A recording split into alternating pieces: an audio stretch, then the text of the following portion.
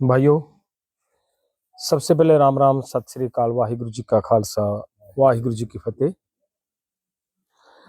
आज हमारे पास यहाँ मेवात से कुछ भाई यहाँ आए हैं जिन्होंने अपनी बात, अपनी तकलीफ, अपनी समस्या हमारे साथ बैठकर 2 घंटे चर्चा की। और जब इनकी समस्या सुनी तो बहुत दर्द हुआ उस बात को सुनते हुए कि जिसमें इन्होंने बताया कि पूरे देश के अंदर कहीं पे भी इस तरीके से जमीन नहीं ली जाती, अधिग्रहण नहीं की जाती जिस तरीके से इन लोगों की जमीन औने पौने भाव में अधिग्रहण की जा रही है। और 15 साल से इन्होंने ये बताया कि मेवात के उस इलाके में 9 गांवों की जमीन जो उन्होंने ली है आईएमटी के लिए, उस जमीन के मामले में अगर बात कहें, जमीन का रेट आजकल उसी इलाके में आसपास थोड़ी दूरी पे करोड़ों के भाव बिक रही है जमीन, और इनकी जमीन केवल 46 लाख में ली जा रही है और जबरदस्ती ली जा रही है। और एक बात मैं कहनी चाह रहा हूं, ये लोग कितनी बड़ी धोखेबाजी करते हैं।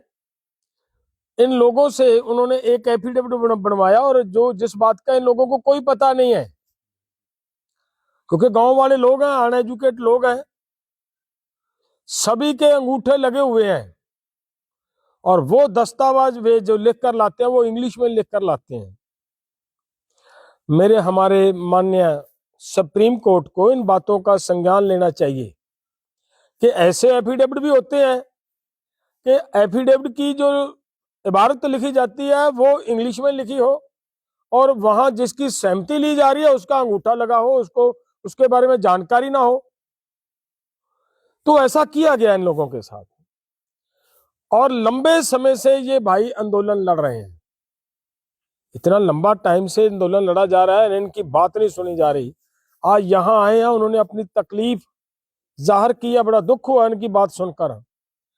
और हमने इनको हम विश्वास दिलाया है कि हम इन भाइयों की बात, जितनी भी बड़ी लड़ाई लड़नी पड़ी, हम इनके साथ रहेंगे। हमारी जिम्मेदारी बनती है। अगर हम खेती की बचाव की बात करते हैं, जमीन बचाने की बात करते हैं, तो फिर ये भी भले कहीं पे भी हों, मेवात में है तो वहां पे भी किसान है। सो मैं सरकार से यह निवेदन करता हूं कि ऐसी धक्केशाही मत करें। लोग किसान है देश का, उनकी जो देश के लिए महत्ता है, अहमियत है, उसको समझने की जरूरत है सरकार को। यही किसान है जो देश की आज फूड सिक्योरिटी बनाकर बैठे हुए हैं। अगर ये खत्म हो गए तो ये फूड सिक्योरिटी नहीं रहेगी, सरकार के लिए बहुत बड़ी समस्या खड़ी हो जाएगी।